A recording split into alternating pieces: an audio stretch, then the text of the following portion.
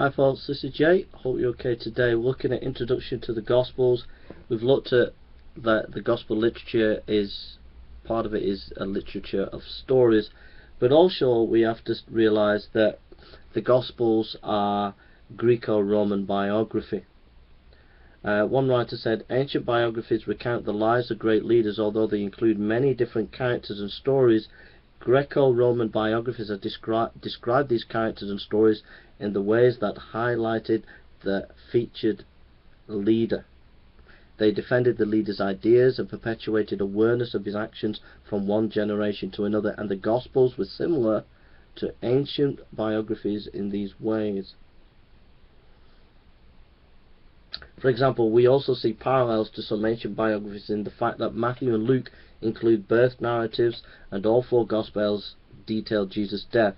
The Gospels also follow the convention of ancient biography as they trace the events of Jesus' life. Like other ancient biographers, the Gospel writers arrange the events between Jesus' birth and death in various ways. Sometimes they arrange things chronologically, sometimes they group things according to topic. One writer said, I think it's important to realize at first initially that to recognize that the Gospels are generally chronological.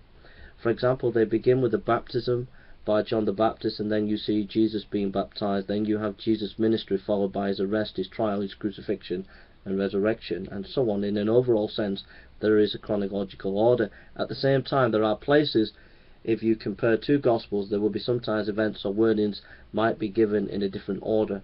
I think that the only cause of problem if we read the Gospels is intending or claiming to give precise chronological order in every single respect.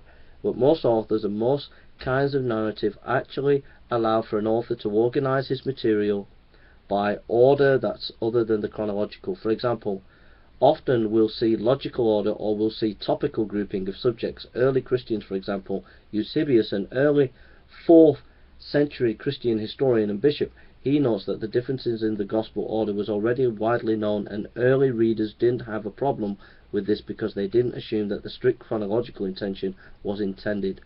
Dr. David Redlings. So we'll go more detail about that